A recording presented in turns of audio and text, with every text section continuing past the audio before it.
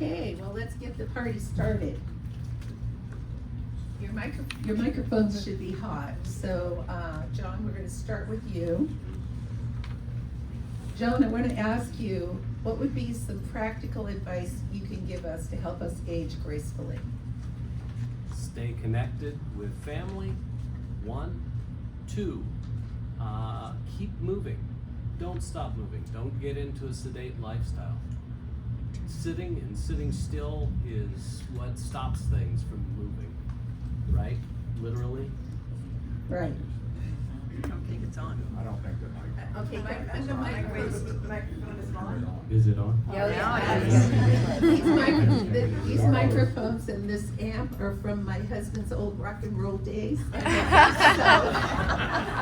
right. It's not, So if I start it's not a singing? modern mic. Yeah, Wake everybody up. Singing is always welcome. All right. But, it's one of these, you have to really hold it close. Okay.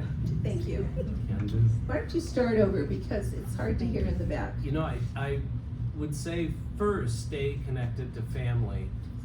And that is not always easy, is it? You know, so it's easy to say that.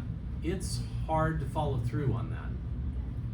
And we're in a society and a culture right now that kind of disassembles families, and everybody moves all over the place, and it's very hard to do things and involve family. And it takes actual discipline to sit down and call on a regular basis and to be willing to do that. And there are blocks to that because there are a lot of competing things to what's really important in this world. So it's not a small thing, and I say it and can make it sound like it's small. Gee, that's simple, but I understand that. It's not. And crises that we have in our life, most of them are pretty predictable. They're predictable crises. You know, how are you going to get enough money to pay the SLO County taxes? That it can be. It's predictable, right? But there are also things that are not predictable, that come out of the blue, kind of a bolt from above, and they're just the crises that nobody expects, and they are, you know, the wrench thrown into the spokes of the bicycle in life. Most issues are really not that. Most issues are actually the predictable ones. We just have to be awake enough to recognize them and not live in fear of them. To actually walk through life purposefully and aware. The second thing that I said was you need to be moving. And when you stop moving, you really stop moving. And I have a lot of people that I see on a regular basis when I do assessments that can look back and say, yes, I stopped stretching. I stopped walking on a regular basis. I stopped doing things that allow me to stay healthy. And, you know, if you stop moving, you stop moving. And our whole brain is organized towards moving. So, some of you don't know, I have an odd title. I'm a psychophysiologist, which means I measure things, really. What I measure are what psychologically affects your physiology. And after having read probably 500,000 brains at this point in time in my life, I can say that when people stop moving and they get disconnected, the brain breaks down. And it breaks down from the microvasculatures. You know, there's microvascular structures throughout the brain that when we have connection with others and when we're moving, they stay healthy. And if you have gotten into a place where you have stopped moving and you're not as connected, then there are places and people you can go to that actually are willing to reach out and make some of that happen. And there are ways to rehab that in the brain. There are a lot of fear out in the popular culture, out in the media, because the media feeds on fear. So if you listen to Fox News too long or MSNBC, either one, I don't care what end of the spectrum, their basis is fear, because what can hook you into that program is fear. Your physiology will now suddenly watch it because you have to for your own survival. And as soon as those neurochemicals are pumped into your body, you're hooked. So it does take discipline to walk away from fear talk, fear listening, fear, etc., that also isolates you. So that's my 5-minute sermon. Thank you, John. That was great. Bill, what would be some practical advice that you can give us to live our golden years to the fullest? Look at the bookmark. Look at the bookmarker. At the very end, it says always forward, never back. Activity, move. Continually be moving. And one of the things I believe in sincerely is we're only as old as you want to be, because age is just a number. And I also truly believe, I hear about the golden age. Well, no one has ever written a freaking book about the golden age. So obviously, you and I are the authors. And I totally believe what the doctor was saying is, I believe that holistically, a holistic approach to life, your mind, your body, and your soul. If any of these three or one of them are disconnected, you're not moving forward, and you're not going to get well. I constantly try, and I'm from Las Brisas, my wife and I reside there. When they call bingo, I almost cringe. I hate bingo. Why don't you go to bingo? Because I'm not moving forward. I believe in activities that are positive. And I absolutely believe this. Shut the TV off and pick up a book. Family is vital. Family is so important. We moved back from Palm Desert area, be closer to my two sons who are deputy sheriffs. And it's the reuniting of family. You're the father and the mother, and now you're seeing your children. And the beauty of that is, you're seeing the branches of the tree. And I'll never forget this as long as I live. We're at the dining hall, and my oldest son comes in at lunchtime, of course, to see how mom and dad are doing. And so he comes in and he sits down, and he's, well, I gotta get going. So I walked him to the elevator, and he says to me, I says to him, I says, Roger, son, this is a great place for mom. And he looked at me, put his hand on my shoulder, and he said, Pops, this is pretty good for you too. And from that very moment, that very moment, my life changed. And now I'm passionate on this. I got 1 minute. Please tell people, never wait to make a decision to place your loved one in a home. It's too late. You need a professional to help guide you before it's too late. Don't wait till the last minute. Thank you very much, and always forward and never back. Never back.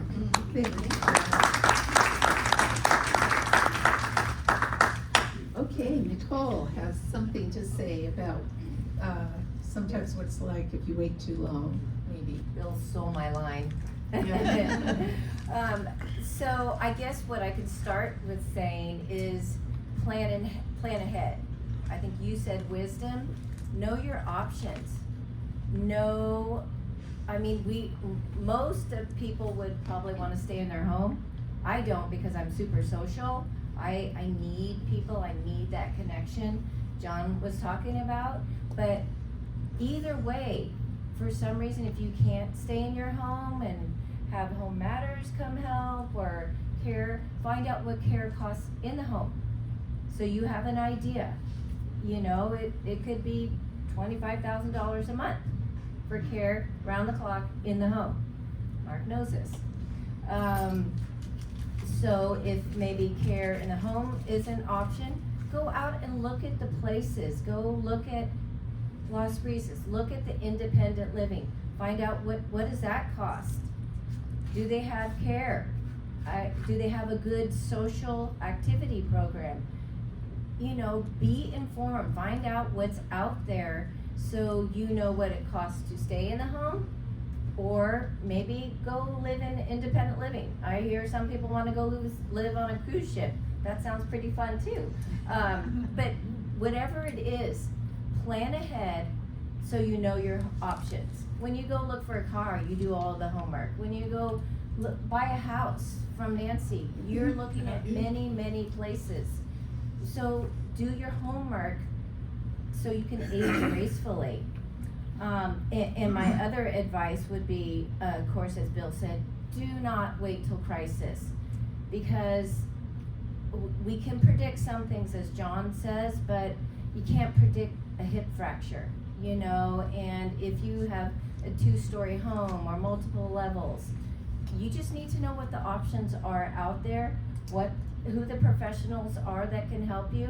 Maybe you're gonna wanna take these balance classes over here. So just be aware and plan ahead. And the other thing I was gonna say, I'm not sure how I am on time, but so many of the 80s and 90-year-olds think there's just convalescent hospitals out there, like my grandmother did. They're not. They're beautiful, wonderful places where Bill lives. You know, there's great options out there. Convalescent, or as we call them now, skilled nursing, are only for a set group of people. You know, it's maybe you don't have the financial means, or maybe you need some extreme medical care. But either way, professionals can help guide you, so know your options and plan ahead. Thanks, Nicole.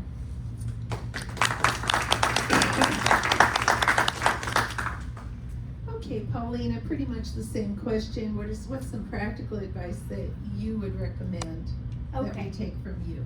Can everybody hear me? Yeah, okay, so I just first wanna say, when Nancy asked me to be on this panel, I was excited and honored, but then I panicked. I was like, what am I gonna, what is a young Latina going to share with an audience that is completely different from her, right?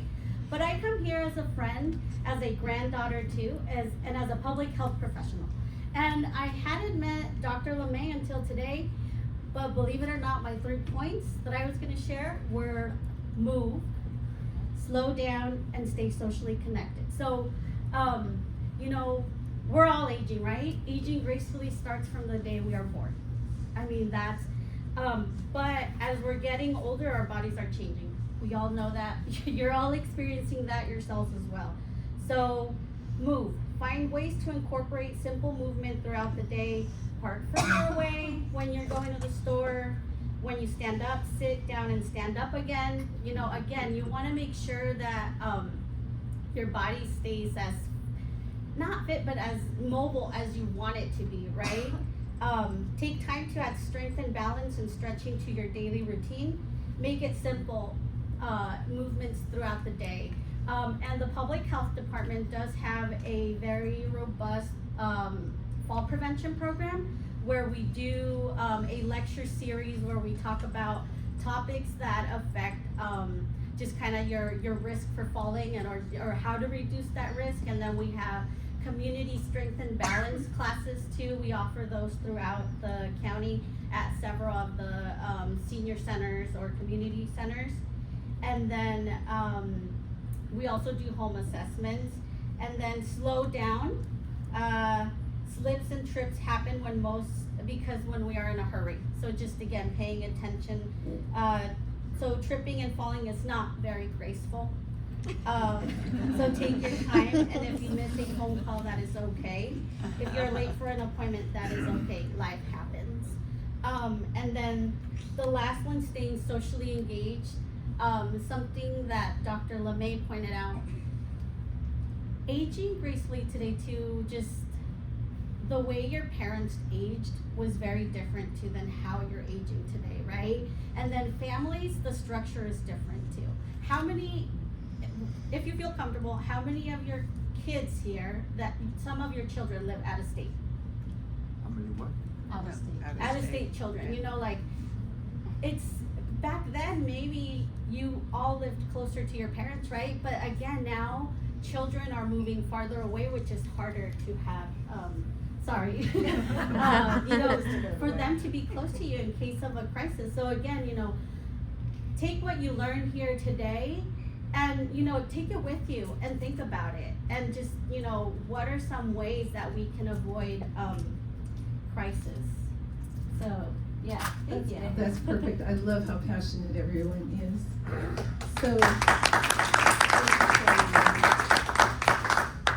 okay, back to John. Question number 2. What role would you say does mindset play in aging gracefully? I think that just asking the question kind of begs the answer immediately. If we walk through life unconsciously, we don't choose our path. Someone else will choose it for us. And that is an important life lesson. I think that we all learn that when we're kids. You know, if I don't choose my path, somebody else is going to choose it for me. And that continues, and the fallout from that becomes larger as we age. And it is time to think about what are the consequences. You know, one of my favorite stories is Dickens' Christmas Carol. And in Christmas Carol, he is visited by 3 ghosts: the ghost of Christmas past, the ghost of Christmas present, and the ghost of Christmas future. And in all 3 visitations, he has to face what choices he has made and what the results of it are, what choices are being made, and what are also the future results of all of those choices. It's not any different from what any of us have to face. We all face all 3 ghosts constantly in life. And if we choose to face them instead of hide our heads under the covers, it allows us to live with more freedom. And in a world that doesn't define freedom very well, it's time for all of us to define that freedom in that same way. We're being visited by the same 3 ghosts. That's good, John. That was great. Thank you. I got goosebumps. Mm-hmm. Okay, Bill, what would you say mindset? What role does mindset play in aging gracefully? A big one, very big one, about the ghost. You know, every cell in our body has a memory. Every cell has a memory. And then I look and you read about the heart. The heart is our emotions also. And to progress in aging, it'll take different stages. It's almost like a romance. And finally, the last dance happened to me about 3 weeks ago. We were at a doctor's office, and the doctor looks, you know, this stoic-looking dude, you know. And he looks at the wife and he says, "There's nothing more we can do. You need to go to hospice." And I sit back and I said, "Whoa." She smiles and says, "I already knew." And to move forward in this, my memory or my cells taught me something. When she says to me, "We're all on hospice." And that kept me moving forward to where she says, "Let's go out for breakfast." And so we go out for breakfast, And I've enjoyed every step of my aging now. It's coming to a conclusion. My memory, my faith, and reality.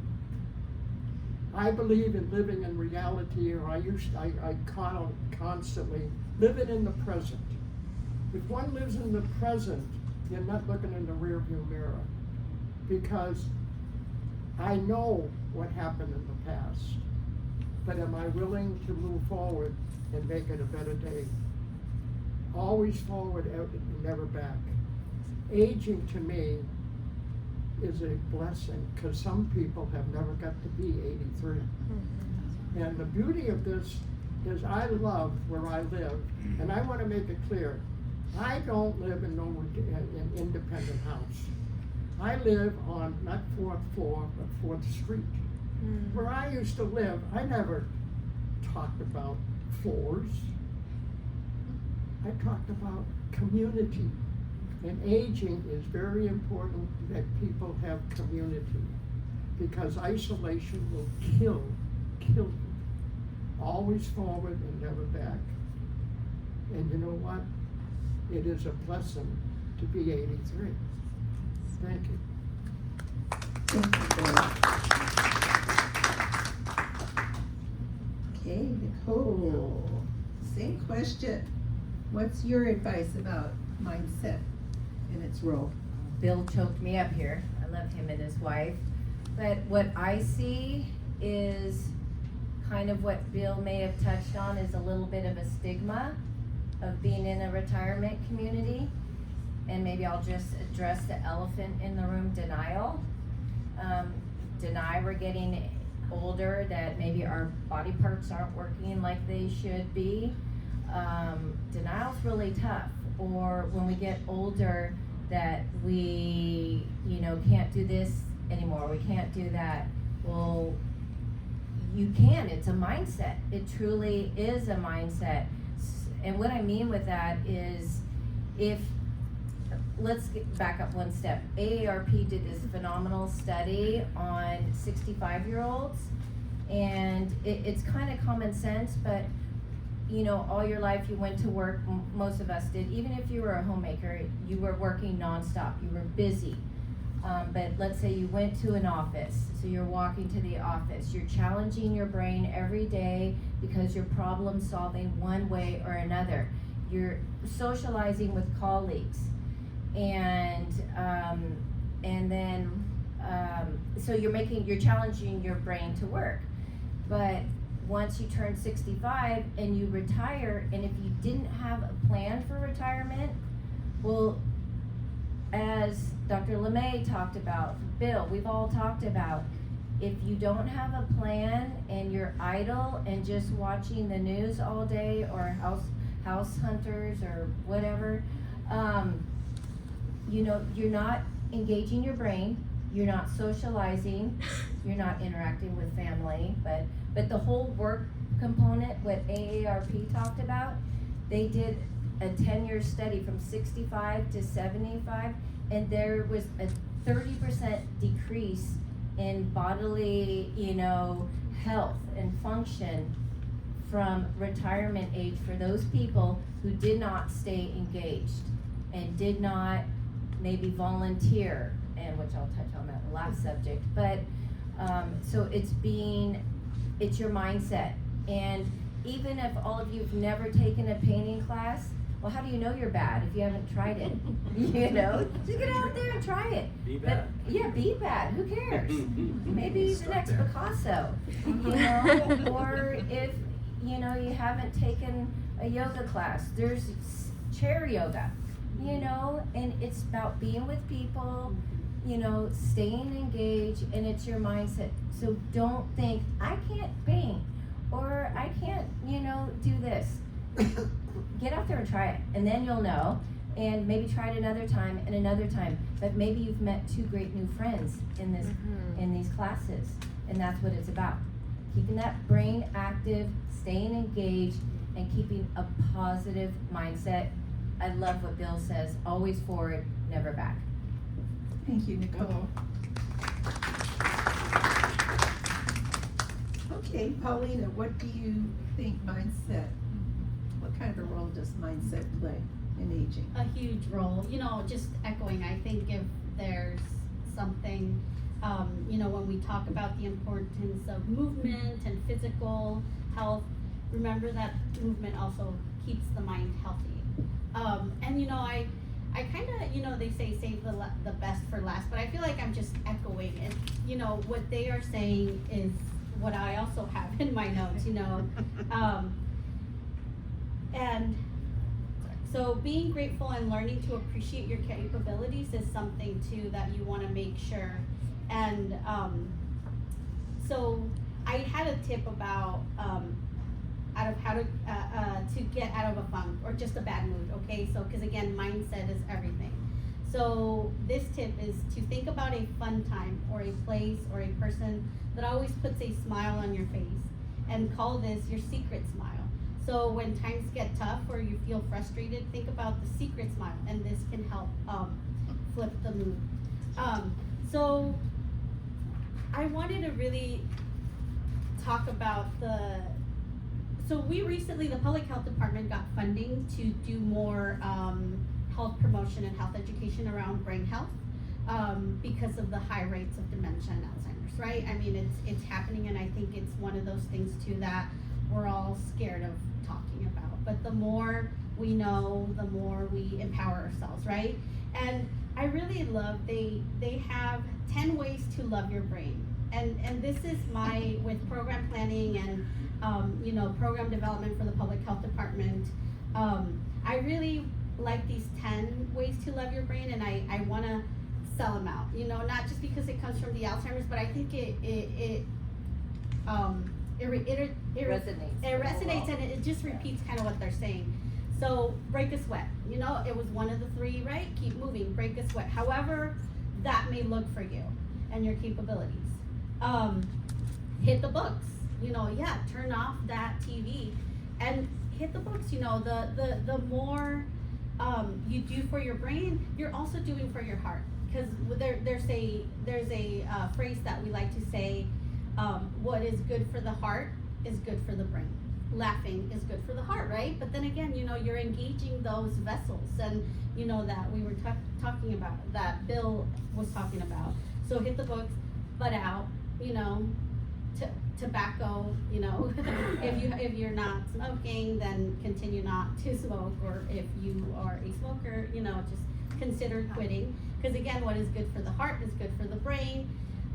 They are noticing those connections. Follow your heart. Just again, if you're passionate about something, do that. Heads up. So heads up meaning like taking care of your brain, like injury prevention. If you are you're a bike rider, wear a helmet, or even just like falling at home and hitting your head. Fuel up right. So just eating and nutrition. Catch some Z's. Really get that quality sleep in. Take care of your mental health, just talking to people, and then buddy up. Stay social again. I think so much of what these 3 professionals here have said, and I strongly believe that, just get out there, and that also impacts your fall risk.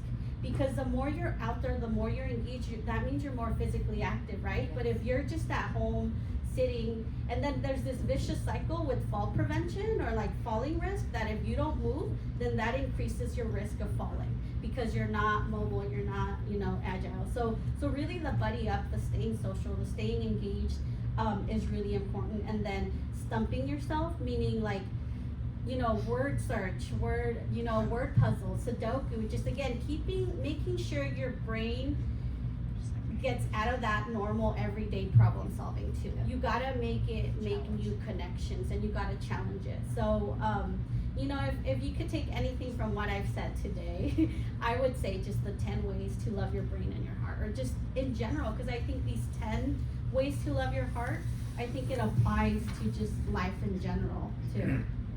Thank you. Thank you, Pauline. Okay, back to John. John, what steps can we take now when we leave today to help keep our minds healthy? Use your phone. It sounds backwards from what other people will say. They, you know, in some ways, yeah, using a cell phone is actually not the best thing ever. There are a number of other things to stay connected to, and your cell phone's not one of them. But use it where it is wise to use it, and that is do connect with others and start building that social network. If you know who to call already, if you've already got that in mind, make the call. And make it repeatedly. Don't expect that other people are going to reach out to you. It's easy to get stuck in the idea that, you know, they really should call me because I've called them enough times. And some people are not really going to be good at calling you for whatever reason. And you have to be the proactive one, because only you can be responsible for what you do with the 3 ghosts. That's so true, John. I just started practicing that this year. I actually came up with it on my own because I had gotten into the funk on days when I wasn't feeling my best, that nobody loves me, everybody hates me, I'm gonna go eat worms. Guess I'll go eat worms. And, you know, the robe didn't come off for 2 days as I wallowed in my, you know, in my self-pity. And the truth is, my family has they all have their own lives, and all the grandkids now are teenagers, and they're busy with whatever it is they're doing. And so I've started that, even just like yesterday, I copied and pasted Happy 4th with a heart to every single family member, because I've got a big family. And it was just a little connection. I didn't really feel like talking on the phone, but I've been very consistent now about giving them a call, asking them how their day went, etc. Sometimes they respond, sometimes they don't, but I've made a decision not to be hurt in those situations. Now I know they're just busy. And you know, I'm starting to feel really good about this. So thank you for bringing that up. I would say to go with that, you know, it's a lot of people go to their physician, and we go to our physicians for a variety of reasons, but now it's become commonplace to go to the physician because we feel depression. And the thing that's not stated in all of the studies is that interpersonal connectedness is the most important factor in depression. It is the most important. It was a lie when Pfizer said it years ago that there was a chemical imbalance in the brain, the whole serotonin hypothesis. All of us who are physiologists knew that was a lie in the 1980s. Amen. It was continued to be sold as a lie to the American public. And it is commonplace for people to be on medications for things that are emotional, that have to do with interpersonal conflicts that we have to work out. And our brains work better when we're not tooling them with all kinds of chemistry. I got booed out of an AMA meeting one year in Las Vegas because I presented on benzodiazepines. And I said, as a physiologist, I'm looking at EEGs, and all I'm seeing are beta spindles, which, by the way, are called epileptiform discharges. And I showed 400 slides of benzodiazepine beta spindles to all of the physicians, who became upset because they said that's just a medication reaction. I said, well, that's a very interesting medication reaction, because you can just push it away by saying that's a medication reaction, but what you're doing is you're destabilizing this person's brain over and over and over again. And I got booed out, and 8 years later I got invited back to a standing ovation for the same darn presentation. Okay? The politics may change, all kinds of things may change, It's our staying connected and our staying moving that is at the base for all of it, every bit of it. And if there are problems that you have that take a certain medication, go ahead and get a second opinion. And get a second opinion from a number of different kinds of sources. Don't just stop with an MD. Ask the chiropractor, ask the physiologist, ask other people. Because there are solutions that a lot of us don't know exist. One of them, for depression, we can use something called direct current stimulation. It is a dumbed down 9-volt battery that you can stick an anode and a cathode, positive end and negative end of a magnetic pole, right?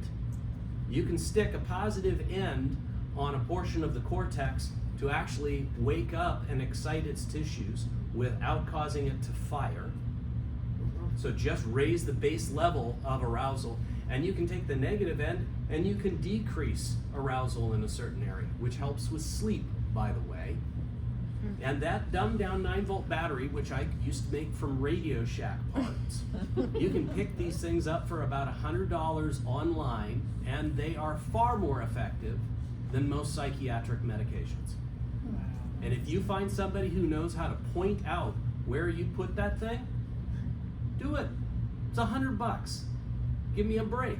We know that that's 80% effective in a population of chronic people with depression. We know that Prozac is 40% effective at max. So, you know, when I talk about these things, I'm a little bit passionate. I'm not held by any particular company. And I will just tell you the truth. As a physiologist, I've watched this. And by the way, I've heard from other physicians, oh, well, that's placebo. Oh, really? I have never met in my life a monkey that I worked with that throws at me that is there to please me and is going, oh, I want your approval so bad that I'm willing to do this. So if it works on macaque monkeys and it works on baboons and it works on cats, dogs, horses, and people too, and there's thousands of research articles, why don't we seek out some different solutions? It's about time that we do. And the only way you can do that is if you say, okay, that's it. I am responsible for my life. I'm responsible for my life. This is me. I may not be responsible for what someone else has done to me. I may not be, but I am responsible now for how I react to that and what I do with that. And how do I go ahead and make my life for all the remaining years that I have as powerful as possible? And make it powerful by making that choice. So the mindset comes back, and then the issue of don't get stuck in a rut, but keep moving comes back. Oh, man. Okay, did I have the same question? Pretty much, Bill, yeah. Okay, listen to this. I have yet to meet a stranger. That's true. Never. I'll go out of my way and at least introduce myself. And as far as the medical profession is, very few will have a clue except to drug you. Yeah, sedation. And that is control. That is control. And I have a program that I do every week at Las Brisas. It's called Wisdom from the Porch. And I take little snippets of something I write, and I have a motive behind it, because I see many of our residents that are medicated because it's easy. Take a pill, you're gonna feel good. No. You're gonna hit the wall. And so what I try to do is stimulate them to be able to have responsibility for themselves without me telling them that. And lepers do not change their stripes. They don't. Now, I watch this like a hawk because I really am concerned of the mental and physical and spiritual health of our residents and for the elderly. And one of the greatest programs is happy hour. Now, you wonder why happy hour is so great. I do I'll not. sit down and have a bite with Yeah. I never judge, but I can see where that elixir changes them. But what happens the next day? They become the leper that they used to be before. I think it's our responsibility in this room, if you're dealing with elderly people, because that's what I am, that's what I deal with, is to be able to help be an example, to tell them there's other ways of going. You don't have to go to Eastern and Western medicine. I know. I go to a medical doctor. She don't have a clue. I've asked her, I said, what do you know about someone 80 years old and 90? That's what I thought. So I seek out other means of healing. And consequently, I try to encourage other people. Don't get stuck in a rut. And yes, I've been thrown out of a doctor's meeting, you know, the pharmaceutical people were there. They thought I was, just a rabble rouser.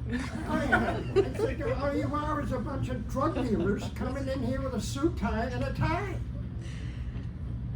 You don't know what you're doing to some of these people, particularly elderly. Please, God, don't get stuck in a rut and start asking questions medically, because depression is horrible among the elderly. It's horrible. And I make it a point around the Vietnam celebrations. Whenever there's a celebration of the Second World War, I go out of my way to reach out to some of these veterans, because we have a resident that we pretty much saved his life. You talk about depression. My God, if I gave drugs like these doctors to this man, and I'd be in jail, because they're not with him or her when there's a crisis. And it's deadly. And I'm telling you, always forward, never back, and never meet a stranger.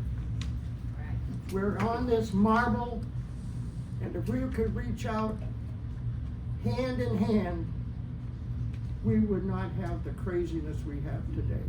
It's because we have isolated ourselves from the human condition.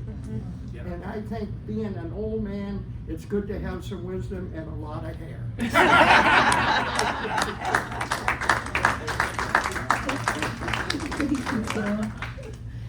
Nicole, oh my goodness. Here's your question. You threw me off, Keep Bill. our minds healthy. Help us. Yeah, give us some tips on how to stay healthy, some final tips. Okay, and I concur with both of them, because every day I deal with the seniors, that's my life. And what I saw, what happened in COVID, I have never, in all the 16 years I've been doing this, placed so many 60 and 70-year-olds from dementia. Yes. They were, yeah, and you probably have a whole study on that, but, they were inactive, probably drank too much, isolated, and it was, I can't even tell you the phenomena, even the health aspect of it, not just the depression, everything, the people, and I get it, there was fear out there, I totally understand, I lived it and was in those hospitals every day, I get it, but there were people that still went for walks every day or exercised, and I started asking people, how did you stay healthy during COVID? And I could totally see the people, so that was a huge study for me of what happened when you just didn't connect, didn't exercise. But what my advice to you would be, and I put some brochures back there, I'm on the board for Senior Volunteer Services. Volunteer. There are like 100 different ways as a senior. There's seniors helping seniors. not this seniors helping seniors, which they do a phenomenal job, but it's their volunteering at the performing arts. They're changing someone's project lifesaver, so the battery, so they don't wander off. They're really helping at all kinds of different events. And by volunteering, it is so rewarding. There's a whole study on if you volunteer, the benefits of your health and your mental well-being. So volunteer, or if you don't want to volunteer, join a service club. There's Elks, there's Rams, which retired active men, there's Rotary, there's Lions Club, there's women's groups galore. There's lots of things you can be active in, so join a service group because there's lots of rewards with that too. And I'm just gonna state the obvious, you have to exercise at least 30 minutes a day, just if that means getting up, going for a walk. And if you don't like to walk, maybe get a dog, so then you have to go for a walk. Stay hydrated, eat well, and socialize. There's lots of ways, even how you said, even if it's connecting on, with the grandkids in Seattle, on social media, stay connected. Thanks. Thank you, Nicole. So I'm just gonna interject a little bit right here that, just a suggestion that I would like to make to you is take some time to find things that bring joy into your life. Music. How about music? Remember when we used to rock out with every song that came on the radio and we knew all the words? Well, that music is still around. So I think plug the music back in and sing and dance your heart out. Your mood will change almost in an instant. In addition to listening to the music, go outside and enjoy some nature. We live in such a beautiful area, just to walk around the block. There's birds singing and kids playing and beautiful, just such a beautiful area. We have everything at our fingertips. Just that little bit can make a huge difference. And above all, ignore the drama. Ignore the drama, not only in the world that comes through the news and the neighbors, the well-meaning neighbors. Ignore the drama, but sometimes the drama too that's in our very own families. I don't know if all of you have perfect families. I don't. And when the drama starts, that's when I make my exit sweetly. While I'm still sweet and I can do it with a smile on my face. I think in those kind of situations, it's okay to tell a little white lie. Ooh, I forgot. I have a call coming in. Something like that. Clear the path for joy to come into your life. Embrace joy. You've paid your dues. It's now a time to embrace the privilege of living your golden years to the fullest, right? Right. It's a privilege. It's not a sentence. And we're going to wrap up with Paulina because I asked Paulina to please show us some simple exercises that we can do, whether sitting or standing, that will help prevent injuries or falls. And if you want to participate, you can stand or sit, whatever works for you. But take it away, Paulina. Yeah, so these are some of the stretches that we do in our community fitness classes throughout the county. And they're, again, to build strength and balance to reduce. Microphone? Yeah, microphone. And why don't you stand up because you're so little. So I was saying that the following movements I'm going to do are some that are my colleague Michelle Zulam-Clark. She is the one that facilitates these community exercise classes throughout the county. Before I start with the movements, I did bring a sign-up sheet for our newsletter in case you want to get it. That's where we put out our schedules of the classes where they are going on throughout the county. And then I also brought a handout with movement ideas. So feel free to take one if you so desire to. So the first one, when you exercise too, you want to think head to toes, you want to move down. So the first one we're going to do neck stretches. I think this one you can do it sitting down if you choose to do so. So look straight ahead, and then we're just gonna take, we're just gonna look over our shoulder. You choose the direction and we'll do it like 3 times on each direction, okay? So again, and make sure you do it slow. Whatever feels comfortable.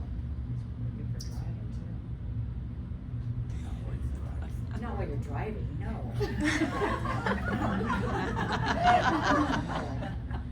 Okay, and then, the next one, throughout the day too, I think a lot of the times we're very tense, so shoulder rolls, and these are not like new movements, so, this is stuff that we just do it and again, and make sure you roll all the way up to your ears, like the highest you can do, again, and then do like 3 forward and 3 back, and then do it slow. I know I'm feeling it. I know I was a bit tense before coming here. And then heel races, again, another common one that we are used to doing. And you can do those sitting down as well. And if you can try to do them like really slow, that's when you feel it in your calves as well. So up and then down. I kind of get a few inches, probably 1 inch taller when I do heel. And then another one, we don't have to do it here, but it's the heel to toe walk. And this one's really good for balance too. Just, and you can do it in a hallway, where you have kind of, if you're balanced, again, if you're scared of falling. And again, it's you just heel to toe. It's like a sobriety test. Yes, in our fall prevention classes, that's what they call it, sobriety. Yeah, so again, and you walk forward and back, again, at a pace that you're comfortable with. And again, if you're concerned about balance, then you can do it in a hallway where, again, you're holding on. And then another common one is ankle rolls, because a lot of the times, falls is, the strength of your ankles. So kind of like wrist rolls, you would do